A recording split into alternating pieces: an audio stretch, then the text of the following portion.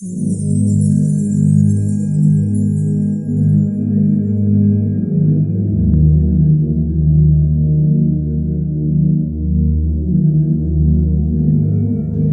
نے موت اور زندگی کو ایجاد کیا تاکہ تم لوگوں کو آزما کر دیکھے تم میں سے کون بہتر عمل کرنے والا ہے، اور وہ زبردست بھی ہے اور درگزر فرمانے والا بھی۔ اللہ نے تو آسمانوں اور زمین کو برحق پیدا کیا ہے، اور اس لیے کیا ہے کہ ہر متنفس کو اس کی کمائی کا بدلہ دیا جائے۔ میں نے جن اور انسانوں کو اس کے سوا کسی کام کے لیے پیدا نہیں کیا ہے کہ وہ میری بندگی کریں۔ میں ان سے کوئی رزق نہیں چاہتا اور نہ یہ چاہتا ہوں کہ وہ مجھے کھلائیں، وہ میری بندگی کریں۔ ہم نے انسان کو ایک مخلوط نطفے سے پیدا کیا تاکہ اس کا امتحان لیں، اور اس غرض کے لیے ہم نے اسے سننے اور دیکھنے والا بنایا۔ ہم نے اس آسمان اور زمین کو اور اس دنیا کو جو ان کے درمیان ہے فضول پیدا نہیں کر دیا ہے، یہ تو ان لوگوں کا گمان ہے جنہوں نے کفر کیا ہے، اور ایسے کافروں کے لیے بربادی ہے جہنم کی آگ سے۔ فضول پیدا نہیں کر دیا ہے۔ وما خلقنا السماء والارض وما بینہما باطلا، اور ہم نے جو کچھ کے آسمانوں میں زمین میں ہے اور جو کچھ ان کے مابین ہے اسے بیکار پیدا نہیں کیا۔ اب یہ وہی لفظ آ گیا ہے دوبارہ جو سورہ آل عمران میں تھا، ربنا ما خلقت ھذا باطلا سبحانک فقنا عذاب النار۔ اس کے علاوہ سورہ مومنون میں آ چکا ہے، افحسبتم انما خلقناکم عبثا وانکم الینا لا ترجعون۔ تو یہ عبث اور بیکار کام کرنا اللہ کی شان سے بہت ہی یوں سمجھیے کہ بعید ہے۔ ذالک ظن الذین کفروا، یہ گمان تو ان لوگوں کا ہے جنہوں نے کفر کیا ہے۔ فویل للذین کفروا من النار، تو ہلاکت اور بربادی اور تباہی ہے ان کافروں کے لیے آگ کی۔ افحسبتم انما خلقناکم عبثا وانکم الینا لا ترجعون، کیا تم نے یہ سمجھا تھا کہ ہم نے تمہیں بیکار پیدا کیا تھا، بے مقصد پیدا کیا تھا، اور یہ کہ تم ہماری طرف لوٹائے نہیں جاؤ گے؟ یعنی یہ کہ در حقیقت اگر آخرت کا تصور موجود نہ ہو تو تخلیق انسانی کا مقصد کو سمجھ میں نہیں آتا۔ عام حیوانات کی طرح انسان ہوتا تو بات ٹھیک تھی، لیکن انسان عام حیوان نہیں ہے۔ اس میں خاص طور پر جو نیکی اور بدی کا امتیاز وضعیت کیا گیا ہے، اس کے اندر جو ایک مورل سینس ہے، اخلاقی حس ہے، کچھ چیزوں کو یہ برا سمجھتا ہے، کچھ چیزوں کو اچھا سمجھتا ہے، اور یہ یونیورسل ہے، یہ کسی ایک قوم یا ایک علاقے کے لوگوں کی بات نہیں ہے۔ یہ مورل ویلیوز جو ہے یہ پرماننٹ ہے، یونیورسل ہے، گلوبل ہے۔ تو آخر ان کا نتیجہ کیا ہے؟ گندم از گندم برویا، جو سے جو، گندم سے گندم اگنی چاہیے، جو سے جو، لیکن ہم دنیا میں تو دیکھتے ہیں کہ نیکی کا نتیجہ لازماً اچھا نہیں نکلتا اور بدی کا نتیجہ لازماً برا نہیں نکلتا۔ تو کوئی دوسری دنیا ہونی چاہیے، دوسری زندگی ہونی چاہیے۔ یہی دلیل ہے ایمان بالآخرت کے لیے، جس کو قرآن مجید مختلف مواقع پر استعمال کرتا ہے۔ چنانچہ سورہ آل عمران کے آخری رکوع میں ہم یہ دیکھ چکے ہیں، ربنا ما خلقت ھذا باطلا سبحانک فقنا عذاب النار۔ گویا کہ وہی بات یہاں ہے، اور اگر اسے اس پچھلے سلسلہ کلام سے علیحدہ سمجھے تو ترجمہ ہوگا کیا تم نے یہ سمجھا ہے؟ یہ گویا کہ اب مجھ سے اور آپ سے اللہ تعالیٰ مخاطب ہیں، جو بھی قرآن کا پڑھنے والا ہے۔ افحسبتم انما خلقناکم عبثا، اے انسانوں کیا تم نے یہ سمجھا ہے کہ ہم نے تمہیں بیکار بے مقصد پیدا کیا ہے؟ وانکم الینا لا ترجعون، اور تم ہماری طرف لوٹائے نہیں جاؤ گے۔ فتعالی اللہ الملک الحق، تو بہت بلند و بالا ہے بادشاہ جو سچا بادشاہ ہے، الملک ہے۔ ظاہر بات ہے کہ کوئی بادشاہ دنیا میں ایسا نہیں ہو سکتا کہ جو اپنے غداروں کو سزا نہ دے، وفاداروں کو خلعتیں نہ دے، جاگیریں نہ دے، انعامات نہ دے۔ دنیا کا نظام چل نہیں سکتا جزا و سزا کے بغیر۔ تو وہ الملک القدوس الملک الحق کیسے ممکن ہے کہ وہ اپنے جانثاروں، وفاداروں، تابع داروں ان کو کوئی اجر و ثواب نہ دے، ان کی کوئی قدر افزائی نہ کرے، ان کی جو جانثاریاں ہیں ان کا انہیں کوئی صلہ نہ دے، اور جو ان کے غدار تھے، اس کے باغی تھے، انہیں کوئی سزا نہ دے؟ کیسے ممکن ہے؟ وہ تو بادشاہ ہے، بہت بلند و بالا، اور بادشاہ برحق ہے۔ لا الہ الا ہو، اس کے سوا کوئی معبود نہیں۔ رب العرش الکریم، وہ بہت عزت والے عرش کا مالک ہے۔ ومن یدعو مع اللہ الہا آخر، اور جو کوئی بھی پکارے گا اللہ کے ساتھ کسی اور الہ کو، یعنی اللہ کے ساتھ پکارنا ہے، اللہ کو بھی پکار رہا ہے، کسی اور کو بھی پکار رہا ہے، لا برہان لہ بہ، اس کے لیے اس کے حق میں اس کے تائید میں کوئی برہان، کوئی دلیل موجود نہیں ہے۔ فإنما حسابہ عند ربہ، تو اس کا حساب جو ہے اس کے رب کے پاس ہے، اللہ تعالیٰ اس سے حساب لے لے گا۔ انہ لا یفلح الکافرون، اس میں کوئی شک نہیں ہے کہ ایسے کافر فلاح نہیں پائیں گے۔ احسن عملا وهو العزیز الغفور، جس نے موت اور زندگی کو ایجاد کیا تاکہ تم لوگوں کو آزما کر دیکھے تم میں سے کون بہتر عمل کرنے والا ہے، اور وہ زبردست بھی ہے اور درگزر فرمانے والا بھی۔ کون بہتر عمل کرنے والا ہے؟ یعنی دنیا میں انسانوں کے مرنے اور جینے کا یہ سلسلہ اس نے اس لیے شروع کیا ہے کہ ان کا امتحان لے اور یہ دیکھے کہ کس انسان کا عمل زیادہ بہتر ہے۔ اس مختصر سے فقرے میں بہت سی حقیقتوں کی طرف اشارہ کر دیا گیا ہے۔ اول یہ کہ موت اور حیات اسی کی طرف سے ہے، کوئی دوسرا نہ زندگی بخشنے والا ہے نہ موت دینے والا۔ دوسرے یہ کہ انسان جیسی ایک مخلوق جسے نیکی اور بدی کرنے کی قدرت عطا کی گئی ہے، اس کی نہ زندگی بے مقصد ہے اور نہ موت۔ خالق نے اسے یہاں امتحان کے لیے پیدا کیا ہے، زندگی اس کے لیے امتحان کی مہلت ہے، اور موت کے معنی یہ ہیں کہ اس کے امتحان کا وقت ختم ہو گیا۔ تیسرے یہ کہ اسی امتحان کی غرض سے خالق نے ہر ایک کو عمل کا موقع دیا ہے تاکہ وہ دنیا میں کام کر کے اپنی اچھائی یا برائی کا اظہار کر سکے اور عملاً یہ دکھا دے کہ وہ کیسا انسان ہے۔ چوتھے یہ کہ خالق ہی دراصل اس بات کا فیصلہ کرنے والا ہے کہ کس کا عمل اچھا ہے اور کس کا برا۔ اعمال کی اچھائی اور برائی کا معیار تجویز کرنا امتحان دینے والوں کا کام نہیں ہے بلکہ امتحان لینے والے کا کام ہے۔ لہذا جو بھی امتحان میں کامیاب ہونا چاہے اسے یہ معلوم کرنا ہوگا کہ ممتحن کے نزدیک حسن عمل کیا ہے۔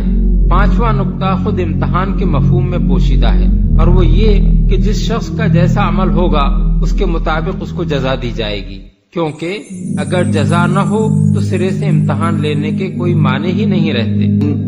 میں نے جن اور انسانوں کو اس کے سوا کسی کام کے لیے پیدا نہیں کیا ہے کہ وہ میری بندگی کریں۔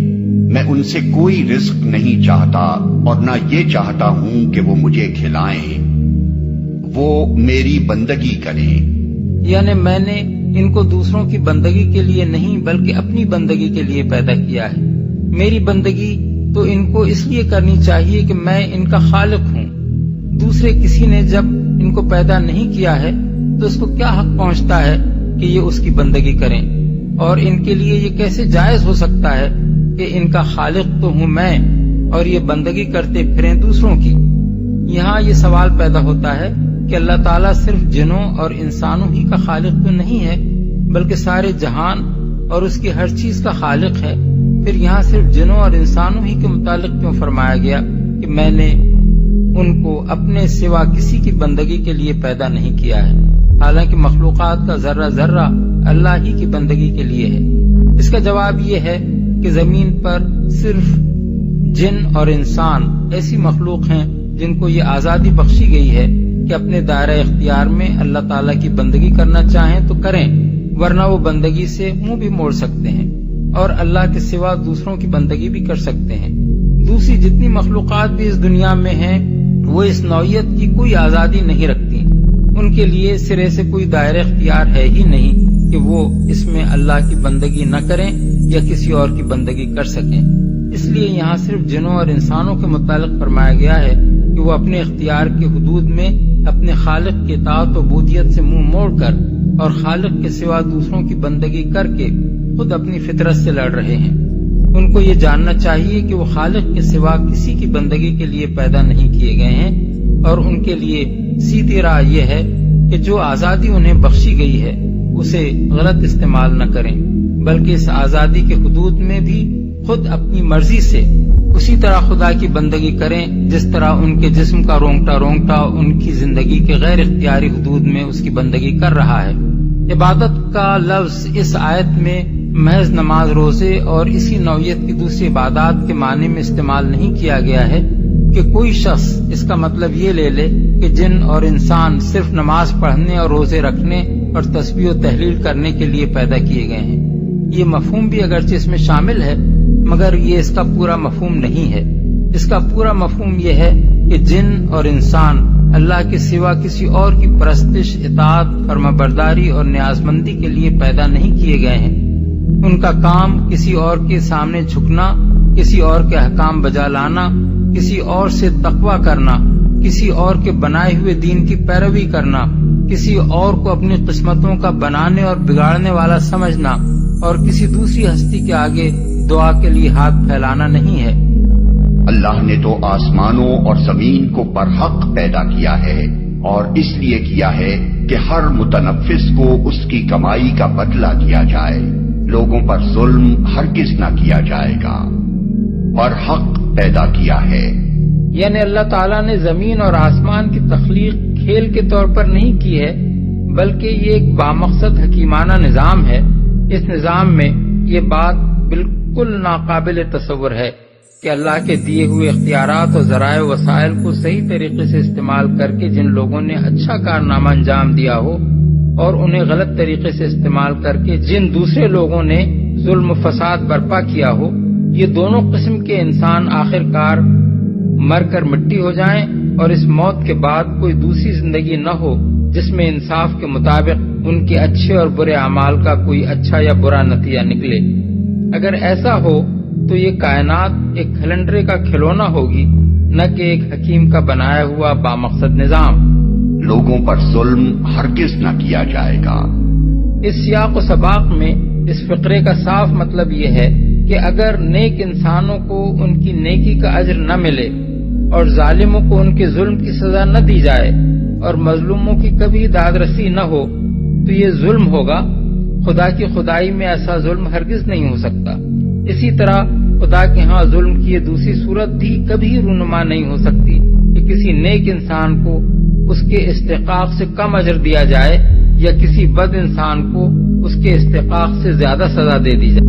الرحمن الرحیم هل اتى على الانسان حين من الدهر لم يكن شيئا مذكورا، کیا انسان پر نہیں آیا تھا ایک وقت ایسا بھی اس دہر میں سے، اس زمانے میں سے انسان نکلا ہے نا۔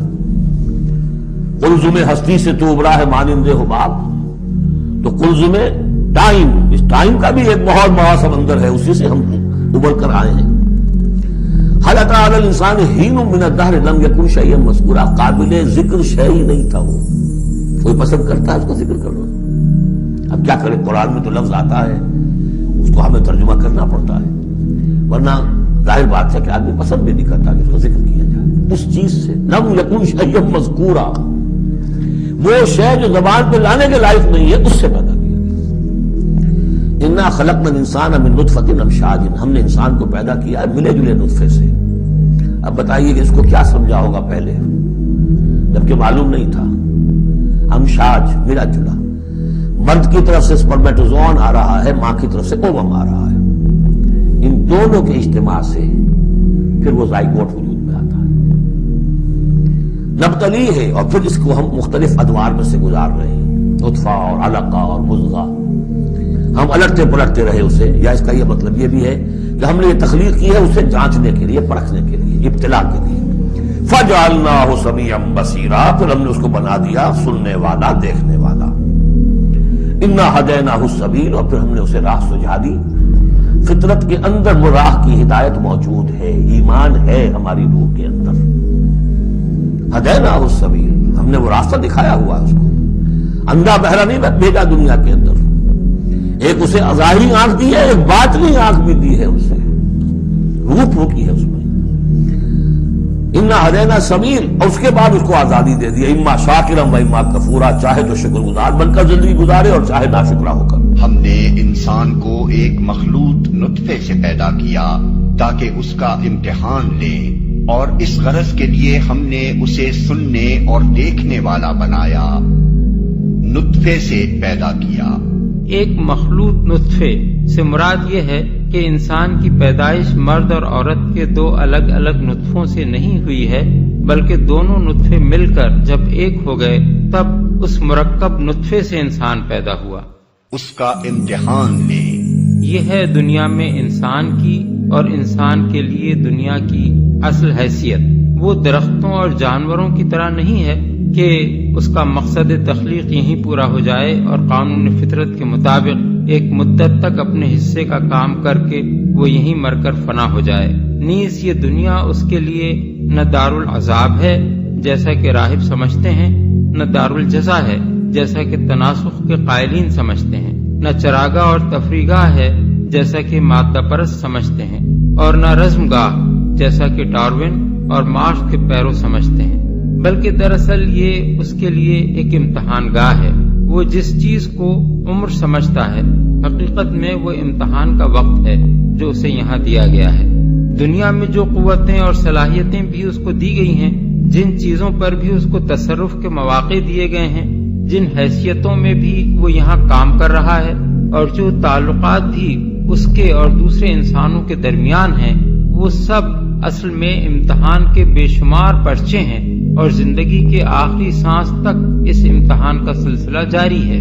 نتیجہ اس کا دنیا میں نہیں نکلنا ہے بلکہ آخرت میں اس کے تمام پرچوں کو جانچ کر یہ فیصلہ ہونا ہے کہ وہ کامیاب ہوا ہے یا ناکام، اور اس کی کامیابی و ناکامی کا سارا انحصار اس پر ہے کہ اس نے اپنے آپ کو کیا سمجھتے ہوئے یہاں کام کیا اور کس طرح امتحان کے وہ پرچے کیے جو اسے یہاں دیے گئے تھے۔ اگر اس نے اپنے آپ کو بے خدا یا بہت سے خداؤں کا بندہ سمجھا اور سارے پرچے یہ سمجھتے ہوئے کیے کہ آخرت میں اسے اپنے خالق کے سامنے کوئی جواب دہی نہیں کرنی ہے، تو اس کا سارا کارنامہ زندگی غلط ہو گیا۔ اور اگر اس نے اپنے آپ کو خدا واحد کا بندہ سمجھ کر اس طریقے پر کام کیا جو خدا کی مرضی کے مطابق ہو اور آخرت کی جواب دہی کو پیش نظر رکھا، تو وہ امتحان میں کامیاب ہو گیا۔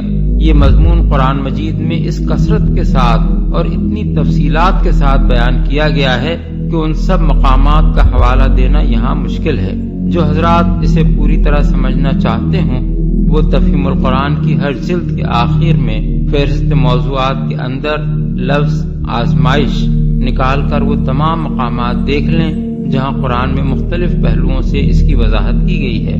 قرآن کے سوا دنیا کی کوئی کتاب ایسی نہیں ہے جس میں یہ حقیقت اتنی وضاحت کے ساتھ بیان کی گئی۔